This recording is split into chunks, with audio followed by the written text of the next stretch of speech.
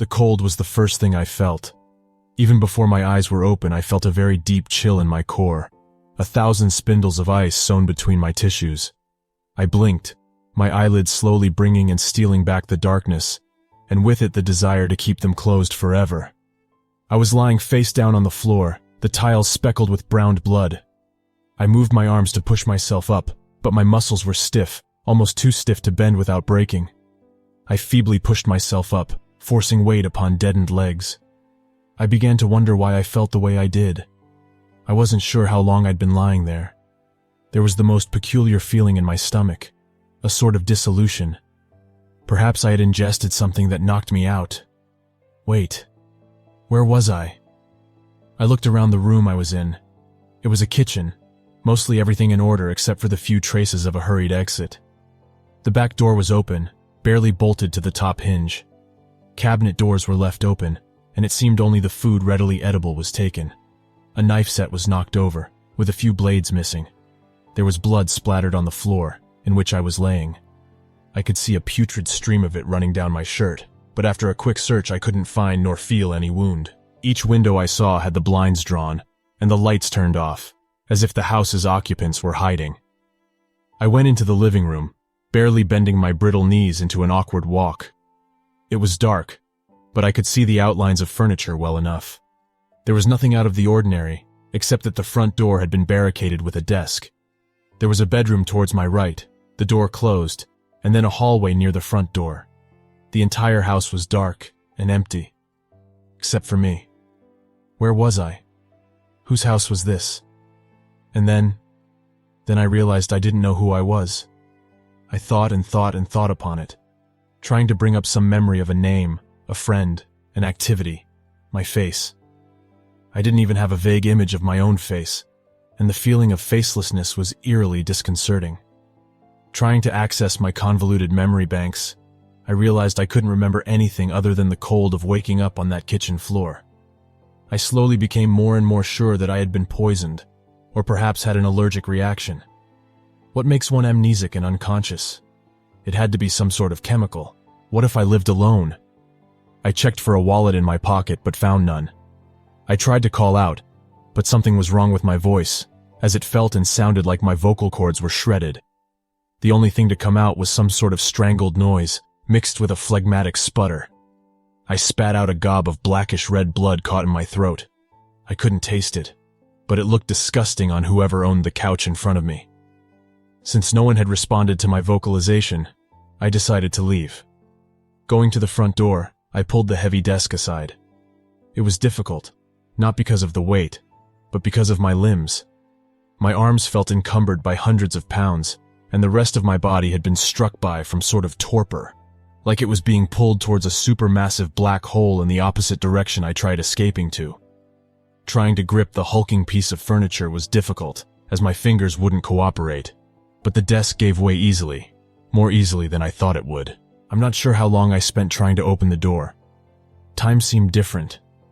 I couldn't tell how long a moment was, as I was completely grounded in the present. Trying to recall waking up in the kitchen was slowly becoming more difficult.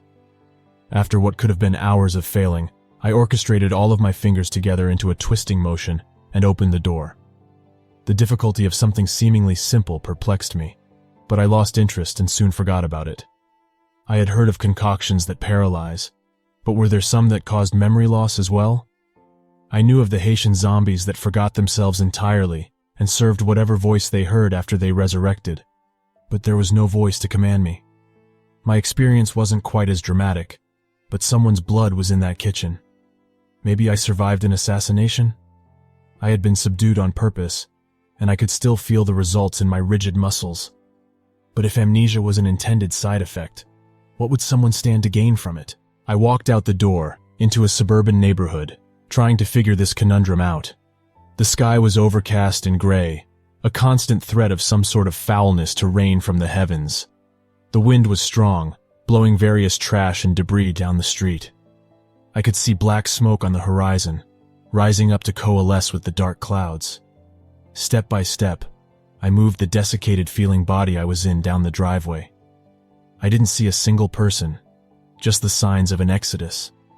Front doors were broken down or left open, windows smashed, burnouts from tires throughout the street, and the strange feeling of not being alone. I could sense someone was around. I could hear their heartbeat. I could feel their warmth. I needed to find them. I needed to know what was going on. Someone would help me, I was sure. A too thick saliva began to form in my mouth, a very foreign saliva. I spit, a purple slime tinged with red hitting the ground, along with something white. The purging of a toxin? So I began to walk. I made horrible progress, walking down the street on a pair of dead legs. I didn't mind it, though. I was lost in a sort of mindlessness, not discontent to just be wandering. The whole time, the possibility of other people probed my brain, insisting I find them. Walking down a street through the eternal maze of neighborhood, I came across a dog, a big Doberman. At first, he caught my attention in an interested way. I looked at him, enthralled. But then he caught a glimpse of me and started barking. The barking became louder and louder, and I began to grow irritated. The way the dog stared at me, fangs bared, caused my reservedness to subside. I could feel the fury cauterizing my body, crawling up my spine, making my hands shake. This animal was challenging me, my prey. I strode over to him, oblivious to the deep growling. The dog readied himself to pounce, and the thought of this pathetic thing posing a challenge was amusing. He jumped forward, biting into my calf, hard enough to cause a crunch to sound. But I was so full of rage, so full of hatred that my whole body was numb. I threw myself upon the dog, wrapping my hands around his neck tightly. I slowly began twisting my iron grip with as much power as I could muster, and nothing in the world would stop me from breaking his neck. He managed to whimper in such a saddening manner that if I could feel sorrow, it would have hurt me inside. So I made it excruciating for the dog, finally breaking his neck after his head was twisted 180 degrees. Then I picked his corpse up, slammed it into the street, and started punching in his rib cage, grinding his flesh and innards against the cement with my fists, until just the head and hind legs remained intact, connected together by a spine and fur matted with the dog's bloody remains. When I was done, I asked myself what I had just done. I now felt nothing. I was calm. I was collected.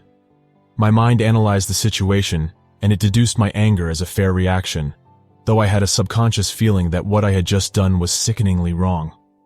What if I had brain damage? I had heard a story of how a man had brain damage in a specific area, which caused him to fly into a blind fury at the smallest slight. What if it happened to me? Enough oxygen deprivation can cause both brain damage and unconsciousness. Was I even mentally fit to be a human being anymore? I needed to find someone quickly. I continued on, eventually reaching the end of the neighborhood. 2 cars were crashed into each other, and I walked up to them. One was empty, while the driver of the other car was resting his head on the steering wheel. I walked over, opening the door and lifting his head up by the hair. His forehead was caved in, pieces of skull broken off in his brain. He didn't smell particularly good, so I picked him up and threw him into the street. I sat in the car, looking at it. I was sure I'd driven cars many times before, but as I sat in that seat, I couldn't figure out what I was supposed to do. I grabbed the wheel, turned it. Nothing happened. There were a ton of buttons next to the wheel, and I began pressing them. One of them made a terrible noise come on, and after forgetting which one it was, I left. I was on a main street. There were cars parked in the lots out front of derelict shopping centers, the occasional sign of violence streaked upon the pavement or wall in a bloody fashion. The lights of miscellaneous shops were still on, though I could see no one inside. Automated traffic lights went through their cycles, unaware that they did nothing to serve the people who weren't there. The place was a ghost town, void of anything that might be alive. Then I saw someone. I was in front of a grocery store, the entrance destroyed by a flipped car. The person I saw appeared to be a man. He limped, and it seemed like every time he put weight on his right leg, it would almost snap out underneath him. He was making his way into the apartment complex from the other side of the street. I tried yelling out to him, but all I could make was a groan. He continued onto the complex grounds, and I decided to follow him. When I passed the surrounding fence, however, I saw a group of people running up a flight of stairs into an apartment. One of them was holding a gun towards the man trying to follow, who seemed to beseech something of them by holding his arms out.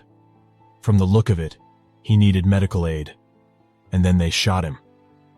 I immediately took cover behind the fence, peeking around the corner. The last person to go in was a woman, who made the strangest feeling rise in my chest. I took a look at her as she stared at the corpse of the man her friend had just shot. She couldn't see me, however, and went inside.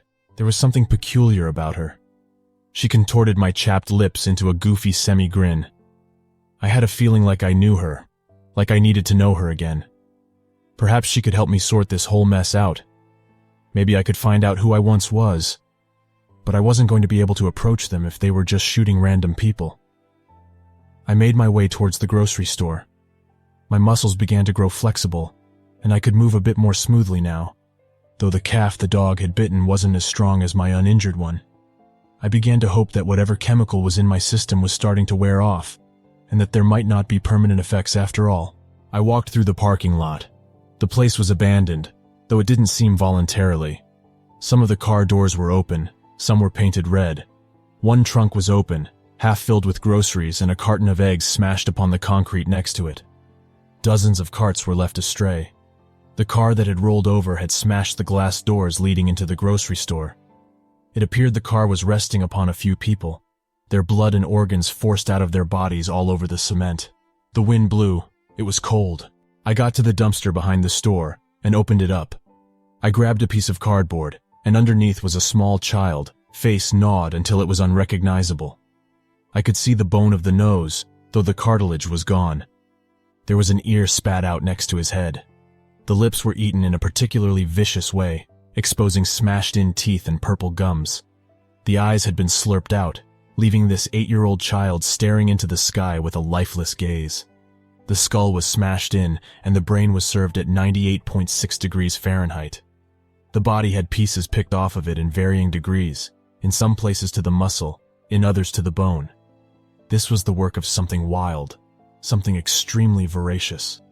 The child was small enough to be an easy meal for a pack of starving dogs. There was even a news report about cases like this a few months ago. Wasn't there? Or did it seem like something that would be on the news? Regardless, I reached my hand into the emptied stomach, digging up past the remains in search of wet blood. After getting some, I wrote, "I'm not an enemy, don't attack," on the cardboard. The body gave off a foul stench, and it wasn't the sight so much as it was the scent that deterred me. It wasn't decomposition, but there was something definitely wrong with the corpse.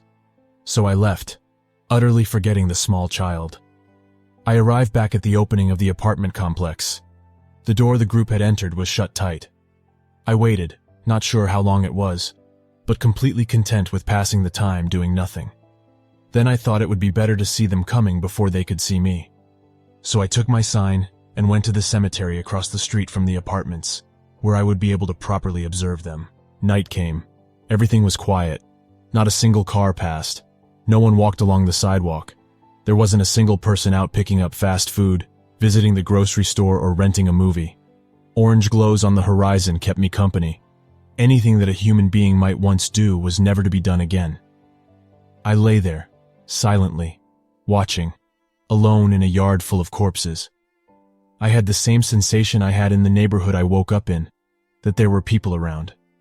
I knew I could feel the ones in that apartment, so I waited for them. The only uncomfortable part was the cold. I couldn't get warm at all. I wished my body would metabolize whatever was in me. I just wanted to feel all right again. I was slowly beginning to forget what exactly I needed metabolized from my body. Was it something bad? It couldn't be, as I felt perfectly fine. I had the vague feeling that I should wait for the people who went into the house, that maybe that woman I saw could tell me what I needed out of my system. I spent the night like that. Then day came. It seemed slow, but I couldn't be sure. My mind was only conjuring up blanks when I tried accessing the last few hours' images. The clouds stayed, like a dark harbinger hiding whatever might be bright, whatever was left that could be warm, if there was anything that could make me warm again. Finally, I saw them come out. A few, including the woman. I made as much haste as I could, holding up my sign, until I caught one of their eyes. It was a man, thin, gaunt, bones quite prominent, like an undead skeleton. He had a handgun, and as soon as I came into his vision, he pulled it up, aiming it at me, yelling out a warning. The other two looked at me, and the woman I had seen gasped. I got a better look at her. She was beautiful, even angelic. Blonde hair, of a very light color. Green eyes, the color I imagine Mother Nature herself might have. I could see an aura around her, of a bright white. I saw it shoot towards me, and I was instantly soothed. My leg felt all right. My spirit was healed, my being rejuvenated. I loved her, and I'm sure I loved her even more back before, when I knew who I was. She looked at me, mouth agape, expression stunned. The skeleton covered in flesh took a step forward, but she stood in front of him. I held my sign out, and she read it. I could see a tear run down her face. They muttered a conversation to each other, but the man let me continue on. No, how can you trust him? The man yelled as the woman I loved started walking towards me. We're going back right now, with or without you. And the other two started running back up the stairs. They meant nothing to me, however, so I didn't care. I dropped the sign. This woman, a complete stranger to me, yet so familiar, I felt that if I lost her now, I would lose my entire life. She came closer and stopped. Is that you? Yes, I managed to articulate with difficulty. For this woman I could remember nothing about. This woman that I loved, I would do anything. She walked up to me. I extended my arms to embrace her, and when she fell into them, I ripped her fucking throat out. The flesh in my mouth 1 second and swallowed in the next. She started choking on blood, trying to scream and failing, falling to the concrete. She was mute, the same way I was. I got down to my knees, making a fist and smashing through her ribcage to get the best-tasting organs. I broke the skin, broke bones, gripped her heart, ripped it out and started savoring it. I had no idea why I was doing any of this, as I was now a mere victim of my instincts. This drive took over my hands and jaws, this inherent rage encoded within my existence. I now knew the purpose of my existence. The only thing I loved right now was the way her flesh tasted, the first thing I had been able to taste in so long. It had the perfect texture, the right amount of chewiness, and the blood was a perfect complement. I felt an elation. I felt an amazing high I had never known as I consumed her carcass. I felt a tooth get stuck in a particularly calloused piece of hand, but swallowed it anyway. I would regret this later, if I could still regret. If I could still regret, I might regret that after I had my fill, this woman would get up, only to suffer the same bewilderment and estrangement from reality as I had. I might regret that I was purposely going to let her reanimate, so she could infect others. I might regret the deaths of the others she would eat.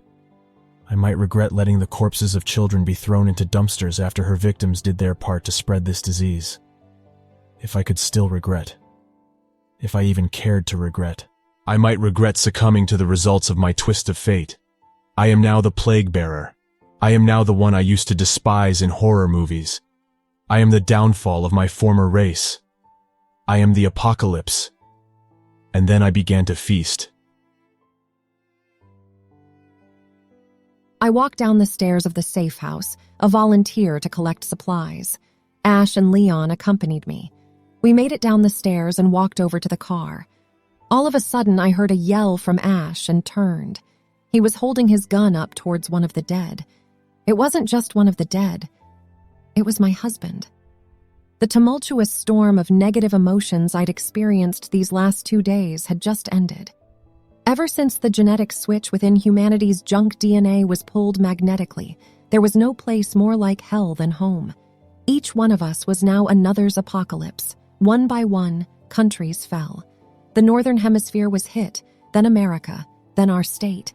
It was one swift sweep, like God waving his hand across the world to clean up a mess he had let grow too big. I knew it was the end. The beginning of that end started when one of the undead broke into our home and bit my husband in the back of the neck. Life became meaningless until this moment. Now he was back. Back from the dead, not completely, but close enough. My reason to stay alive was resurrected in the form of this corpse in front of me. I could see past the glaze in his eyes that he could remember me, that he had been searching for me. He stared at me, the way he used to stare before he would tell me he loved me. Ash stepped forward, and I quickly stepped in front of him. I read the sign my husband had made, painted in some sort of red, which said, IMNE me, doit atak. His spelling was never very good anyways, but this meant that he was still cognitively functioning. And even though he was a shambling corpse with a shin bone piercing through his calf, I still loved him. I tried to stop myself from crying. What are you doing? That's my husband. That's not your husband. He's a corpse, a zombie hungering for your flesh. He probably walked in from the same cemetery as the other cadaver. I'm going to talk to him. No. How can you trust him? But I had already started walking towards my husband. We're going back now, with or without you. I heard Ash yell, and then their footsteps up the stairs. I didn't need them, though. The only person I needed was him. The man in front of me, the one with the dilated, newly pigmented pupils that were as ghostly as the full moon.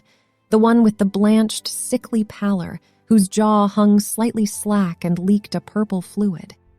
He was missing one of his front teeth, but with the bloody and rotting gums he had developed, it seemed like they'd all fall out soon anyhow. He was covered in dried blood and smelled of decomposition. But death was the final barrier, and he had broken it. Now we could be together forever. I stopped in front of him. Is that you? Yes. He rasped, like his vocal cords had been cut with a scalpel and then sewn back in by a high school special ed student with a cleft hand. I walked up, he opened his arms, and he embraced me. The cold was the first thing I felt, such an overwhelming cold. I opened my eyes with difficulty. I was staring up at the sky. Massive clouds, dark and menacing, were sailing through the firmament. Lamps lit the area I was in with an orange glow, creating an eerie, otherworldly sensation, as if I were in some reality that never existed until this moment. With as much strength as I could muster, I tried moving. My muscles were stiff, and bending them was almost impossible. I finally got up, though. I took a look around. I was in the parking lot of what looked like an apartment complex. Where was this? Where was I? Wait a second. Who was I? I began to try and recall something, anything from my memory. Nothing came up. I tried calling out, but the only noise I made was a strange gurgling, as if my throat were full of a liquid. Then I looked down. There was a corpse next to me, lying face up. I had the strangest feeling that this man was important, that I had known him. He was missing a tooth, covered in blood, and obviously killed by a bullet to the head. He gave me a very peculiar feeling, and anyone who could feel sorrow would have been saddened by this man's condition. So I started walking away. I had an instinctive feeling that there were people nearby, though where, I wasn't sure. But I needed to find people. They would help me, I was sure.